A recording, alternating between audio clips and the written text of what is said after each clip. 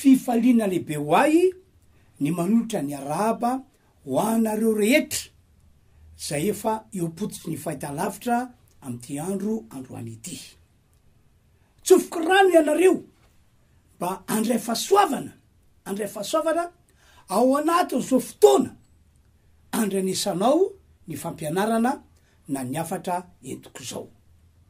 Ka ny fampianarana na ny afatra entiko anareo androany dia fampianarana sy afatra mikasany amin'ny fanasitranana sy ny fanafahana lehibe zay ho ataon'Andriamanitra amin'ny olona rehetra.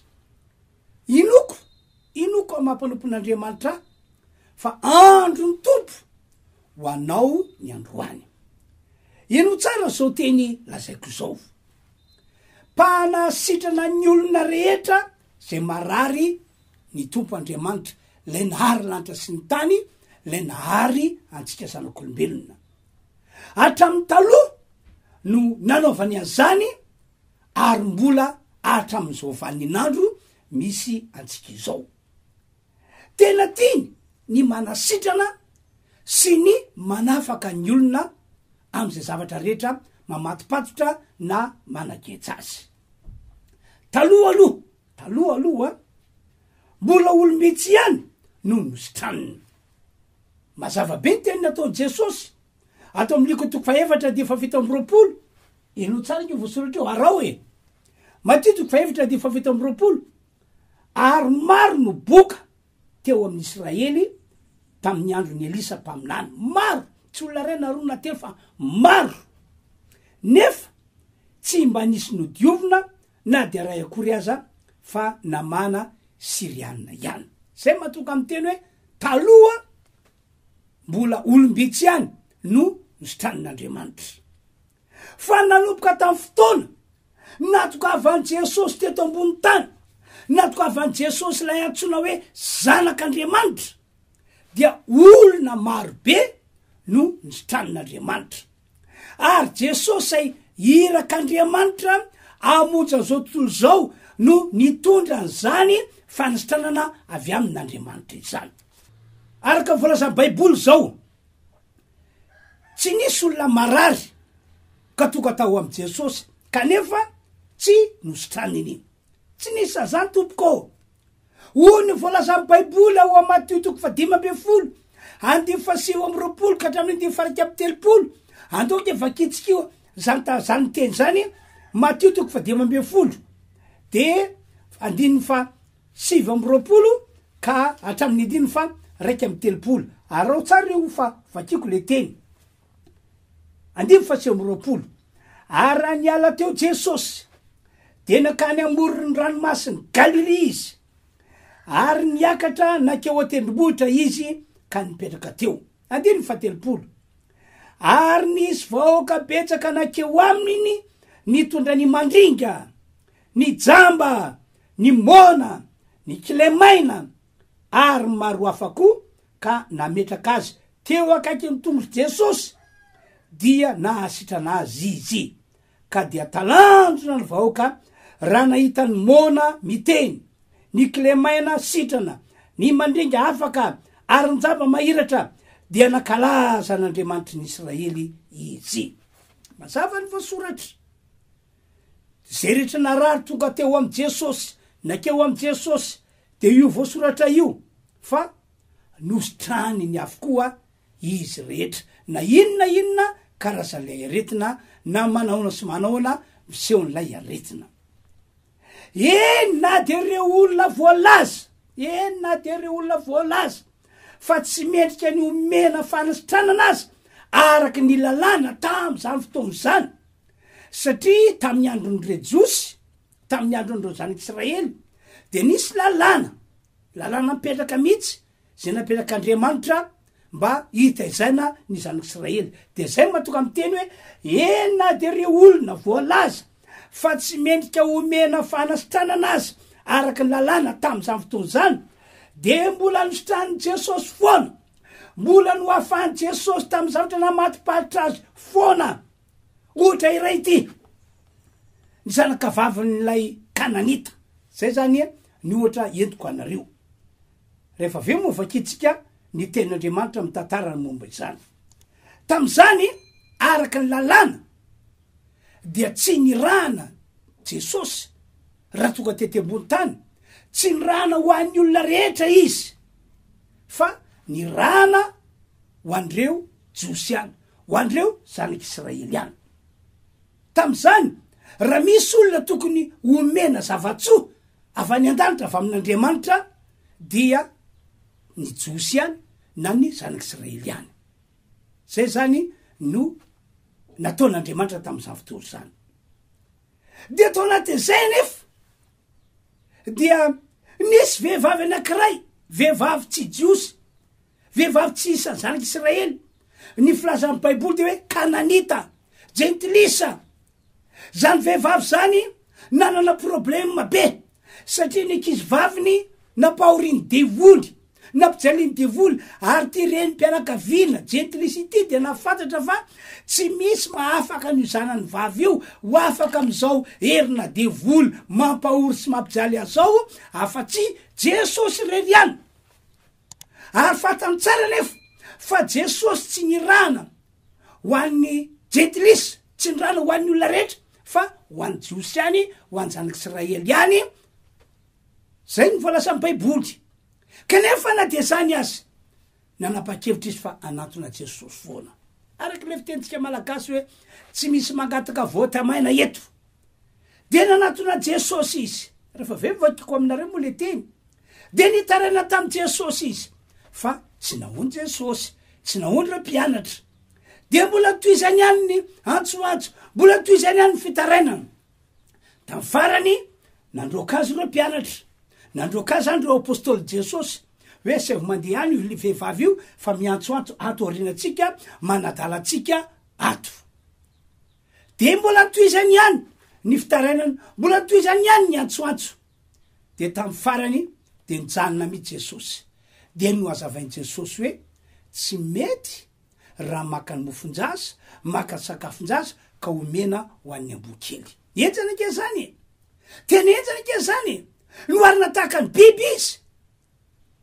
Tsy mety raha maka ny mofonjasa ka hoe omena ny ambokely. Jesosy matsy tamin'ny voalohany tsy nirahana afa-tsy amin'ny jiosy na zanak'Israely any ho iaho. Ny fanazavana kely angamandeha zao. Fa rehefa maty teo ambony azy fijaliana Jesosy, rehefa avy nandatsadra teo ambony azy fijaliana Jesosy, zay izy vo natao ho an'ny olombelona rehetra, vo natao ho an'ty zao tontolo zao ity. Mba ho tanteraka le teny voalaza amin'ny Jaona 4:10 manao hoe fa to zao no nitiavan'Andriamanitra izao tontolo zao. Na jiosy, na zanak'Israely, na jentilisa rehetra, na iza na iza. Fa to zao no nitiavan'Andriamanitra zao tontolo zao no meno ny zanan'ilay tokana mba tsy ho very zay rehetra mino azy fanana fiainana mandrakizay. De zay natonga Jesosy ny teny hoe tsy nirahana ozy izy afa-tsy amy jiosy na amy zanak'Israely, ho amin'ny ony very any de ny zanak'Israely, fa tsy mety raha maka mofonjasa ka omena ho an'ny ambokely. De teo le vehivavy no nampiseho tena finoany fantatry ny an'izany ozy izy. Tena mireconnaître mihitsy izy hoe tena zany marina. Kanefa tompo, na de ny ambokely azy de mihinana zay sombotsobo latsaka amy latabitry ny tompony.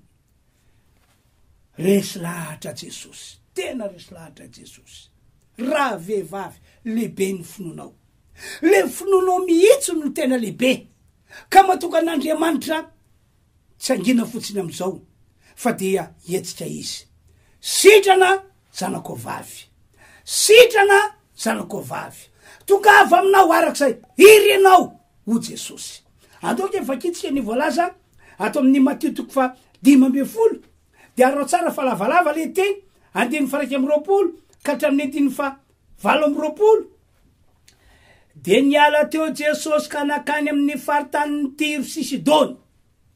Ary indrisy vehivavy Kananita anankiray nivoaka avy tam'izany tany zany ka niantso nanao hoe mamorafo amiko tompoko zanako Davidô, ny zanako vavy ampahoriny demonia loatra. Fa izy, fa Jesosy tsy namaly azy, tsy namaly teny azy.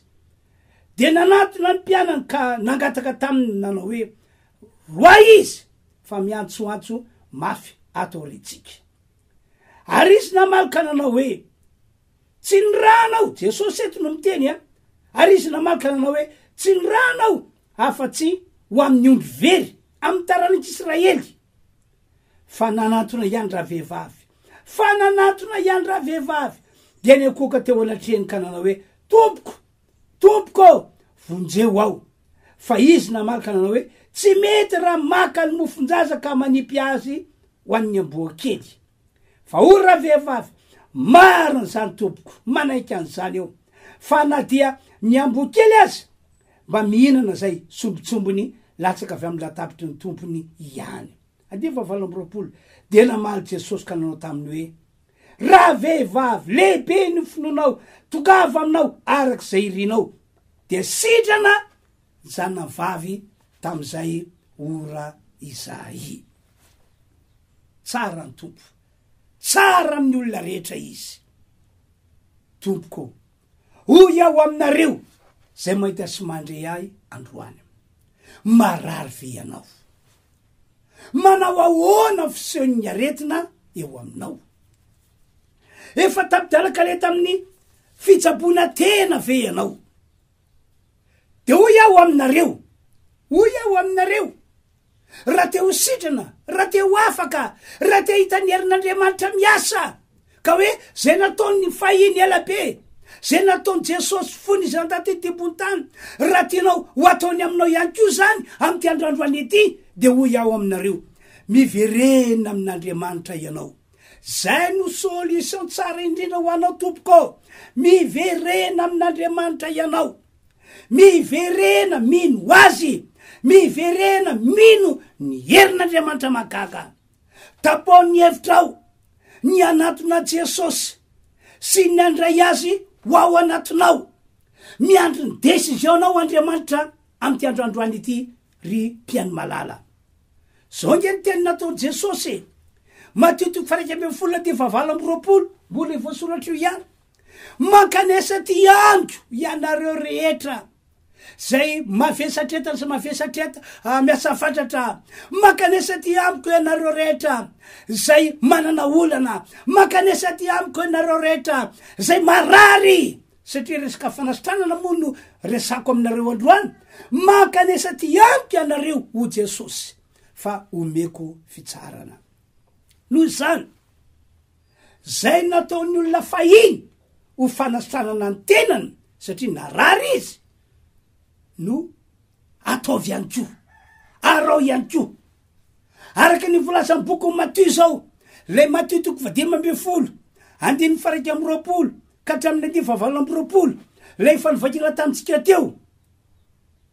Fa zay nanatona Jesosy, na izy, zay rehetra naikeo amin'ny Jesosy dia nositraniny daholo na inona aretina nazo an'le olona. Mitovy amin'izany ihany koa tamin'ny andron'ireo apôstôly, zay rehetra nanatona an'ireo apôstôly, nitondra ny marariny teo amin'ireo apôstôly, de ho baiboly hoe nositran'Andriamanitra daholo. Satria reo apôstôly ny vavaka ho andreo olona marary, ny vavaka ho andreo olona voafatotra tamin'ny anara Jesosy Kristy. De zay mahatonga izy hoe de nisotran'Andriamanitra daholo. Andao ke vakitsika ny volasa amin'ny baiboly ato amin'ny asan'ny apôstôly 5, asan'ny apôstôly 5, de ny vakina voalohany ny andininy 12. Ary ny tanan'ny apôstôly no nanaovana famantarana sy fagakana maro teo amin'ny vahoaka. 15:20 ka dia nety ny tena andalam-biasa ny marary ka napetra ny tena ambony farafara sy fandrina mba ho isany azo antadidy Petera raha mandalo izy. 15:20 eo. Ary ny olona maro avy tamin'ny votra manodidina Jerosalema de nivory koa nitondra ny marary sy zay nampahorin'ny fanamaloto, de isitrina avokoa izy rehetra. Mazava be mihitsy ny voasoratra fa niala tany an-tranony, niala tany amin'ny tanàna misy azy, reo olona zay nanana olona marary, nanana olona voafatotra, nanana olona nampahoriny demonia, de nientiny daholo reny olona marary ny reny, de nientiny teo anatren'ireo apôstôly mba atao iny, mba ametra tanana, mba anaovana vavaka am'izay de sitrana. Zany zavatra nataony olona Jerosalema sy ny vohitra manodidina Jerosalema, de samy mitondra ny mararina olona tenin'Andriamanitra vakina teo, samy mitondra ny olona voafatotra, de sitrana avokoa izy rehetra. Mazava aminao ve riavana ny voalazany baiboly?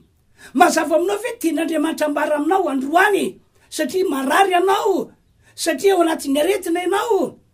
Inona tokony ataonao? Mila manatona an'Andriamanitra ianao, mila makeo am Jesosy ianao. Ny olana nge de ity tsy ilay aretina mazo anao akory ny olana am Jesosy, fa ianao tsy mety manatona azy, fa eny lavitra be eny lavitra eny misy anao. De mazava nge ny teny natao Jesosy, makanesa ty amiko avy anareo zay miasa fatratra, avy anareo zay marary, avy anareo zay manana olana, tokavy eto anatrehako. Raha vakinao kely, raha naranao tsara kely baiboly vakina teo, de zay mihitsy le izy nakeo am Jesosy ny olona rehetra marary de notranony. Nakeo am'ireo apôstôly akeo reo olona rehetra zay naraha tao Jerosalema sy manodidina, de sitrana avokoa izy rehetra. Zava-misy de zao le nambarako teo sitrana ny olona, teo afaka ny olona, fa saingy tsy mety manatona Jesosy izy, tsy mety mandray an Jesosy izy, na de fa imbe de biasa ny mpanompon'Andriamanitra na nientana hoe manatona Jesosy, raisy Jesosy ome toerana ao anatinao Jesosy. Mazava nefa ho ihany teny nataony Jesosy, averiko ndray le teny nataony, mankanesa ty amiko ianareo rehetra zay miasa fatratra sy mavesatra tana, fa izao no anomenareo fitsarana. Iano enkety tantara raha ity tantara lay boka tamin'ny andro ny tombo Jesosy. Matio 5:1, 2, 7 no misy an'izay teny zay, vakitsika ihany le izy rehefa aveo. Ity lehilahy ity de boka narariny abokana, de inona ny tranga? De raraka lalàna any ivelan'ny tanàna no misy azy, tsy mahazo miseho vahoaka, tsy mahazo miaroaro amin'ny vahoaka, fa any ivelan'ny tanàna no nametrahana azy. Fa toka saina ty lehilahy ity, raha ijanona ity ivelan'ny tanàna ao, analavitra olombelona, analavitra ny olona rehetra, dia ho fatiny aretina ihany. Nefa ao an-tanànao de misy lehilahy anankiray atao hoe Jesosy, mino aho ty boka anankiray ty fa izy no Mesy, izy no Kristy, izy no irak'Andriamanitra monjy aty zao tontolo zao ty. No zany anapa-kevitra ho iala mieto am'ty toerana misy aty, fa nde hiditra ao an-tanàna, de andeha anatona Jesosy mihitsy, zay fefarana, fa ndeha anatona Jesosy ary fa tonga atao am Jesosy izy, de zao ny teniny, tompoko, raha mety anao mahay manadio ahy, de ho ny baiboly hoe de niokoka izy, de niondrika izy, de tsotra ny teny Jesosy. Rehefa nanatona azy le olona, tongava aminao arak'izay nonao. Nositrany le olona boka, satria zay no prinsipan Jesosy, prinsipan'Andriamanitra hoe zay manatona azy tsy ho laviny mihitsy. Efa lobavy izy, fa raha manatona azy de ho mifitsarana le olona. Andoka vakitsika ny voalaza atao Matio 5:9, de ny dininy 1, 2 ary 7. Vakina amin'ny anaran'i Jesosy le teny. Aranidina avy teo tendrombohitra Jesosy, de nisy vahoaka betsaka nanaraka azy. Andiny 2, arindro nisy boka anankiray nanatona, tanao, nisy boka anankiray nanatona, tsy njana teny lavitra teny izy, fa nanatona. Zay mihitsy alitiako mafisina hoe mila manatona ianao, mila makeo am Jesosy ianao. Arindro nisy boka anankiray nanatona, de niakoaka teo anatrehiny ka nanao hoe tompoko, raha mety ianao de mahay manadio ahy. Ka Jesosy nandazy, 7, ary Jesosy naniditra ny tanana de nanendry azy nikasika azy, nefa olona boka io, ka nanao hoe mety aho, madiova ianao, de nadio tamin'ny abokany niaraka tam'izay izy. Tsara ny tompo riavana, tsara Andriamanitra. Ino ihany ko ity fidorana vavolombelona ataoko aminareo ity. Mety efa nambarako tety any izy ity fa tsy tsaroko. Vao tamin'ny Paska teo, Alahady ny Paska teo, de nisy vehivavy anankiray namonjy fitoam-pivavahana tao amin'ny fiangonana nisanay. Nararonono ny vehivavy io. Araka ny teny efa fanteliny izao no namonjy fitoam-pivavahana tao. Fitoam-pivavahana voalohany mbola tsy sitrany izy. Fitoam-pivavahana faharoa tsy mbola sitrany ihany izy. Tamin'ny fitoam-pivavahana fahatelo andro ny Paska, raha nanambara tamin'ny olona mikasiany amin'ny fanafahana zay ataon'Andriamanitra amin'ny alalan'i Jesosy aho, nanambarany amin'ny Paska sy ny vavako an'ny olona marary. De tao anatin'iny fotoana iny no niasa ny herin'Andriamanitra ka ivehivavy nararonono io dia sitrany somatsara. Ave moa nanatona anay izy ny vavolombelona, de izay nafantarako hoe fanteliny izy no namonjy an'io fotoam-pivavahana nataona io. Ary efa vonin-kansera ny nonony, zay ny tenin'ny dokotera, satria efa namoaka ra sy namoaka nana. Kanefa dia tao anatin'ny ray mpimaso, ray tsy valo, hoy ny fomba fitenin'ny tanora ankehitriny, vita ny vavaka, sidra tanteraky izy, janona le ra, janona le nana, ary maina teo ny eo ny aretina. Ina natoka sitrana, satria tsy nijanona tany tokantranony izy. Fa enina, efa enina hoe misy fotoam-pivavahana misy her'Andriamanitra manafaka ao amin'ny RHEFI Androndrakely io. De toka tao izy, nanantona tao izy, tsy kivy izy tamin'ny andro voalohany, tsy kivy izy tamin'ny andro faharoa, mbola tsy kivy izy tamin'ny andro fahatelo, kanjo zay fareta zay no nandrasin'Andriamanitra de nositran'Andriamanitra tamin'ny alalan'ny vavaka nataona izy. Zay nge mahatonga amin'ny teny hoe mila manantona an'Andriamanitra ianao riavana, mila manantona an Jesosy ianao riavana, mila mandray an Jesosy ianao, fa raha mirosa am'izay dikan'izay ianao de hiasa eny aminao ny herin'Andriamanitra manasitrana sy manafaka. Fa koatra ny fiverenanao amin'Andriamanitra sy ny fanatonanao an Jesosy de izao, mila manompo an'Andriamanitra ianao. Tsaro fa miandry antsika zanak'olombelona rehetra velona eto ambony tany ity mba anompo azy ny tompo Andriamanitra tsy toa. Tahaka ny fisian'ny fanompoana any an-danitra, de tahak'izany ko no tian'Andriamanitra isian'ny fanompoana ety an-tany ho an'ny olombelona zay velona eto ambony tany ity. De zao no tiako ambara, na metoko mihitsy Andriamanitra fa ho sitraniny sy ho afany daholo zay rehetra manompo azy, na iza. Ahoana voalaza amin'ny Exodosy 3:20, mazava be mihitsy ny teny nataon'Andriamanitra fa manompoan Jehovah Andriamanitra ao, fa manompoan Jehovah Andriamanitra ao dia hitahy ny anina hoaninao sy hitahy ny raha nosotronao izy. Ary fanampiny, raha manompo Jehovah Andriamanitra ao ianao, araka voasoratra io, de hoe sorony aminao ny aretina. Noho zany, miverena amin'Andriamanitra, miverena mamonjy fotoam-pivavahana ianao fahasambijanona fotsiny any atokantranona ho any, na de sahirana ary ianao mandemy noho ny aretina, de mialany atokantranonao, mivoa varavaran'ny tranonao, tokava mamonjy trano fiangonana, mandehana manompo an'Andriamanitra ianao. Ny antony, masoanao zany. Misy herin'Andriamanitra miasa ao anatin'ny fotoam-pivavahana, raha manam-pinoana ianao dia hositraniny tokoa. Ary eto dia manetana hoe mandraisa ndraikitra mihitsy anao ao amin'ny fiangonana, na de atao hoe famafana trano azy no ataonao, satria nefa ianao amin'io olona manana valeur anao, ataovy zany riavana, mafala an'Andriamanitra daholo zay fanompoana ataontsika ao amin'ny tranon'Andriamanitra.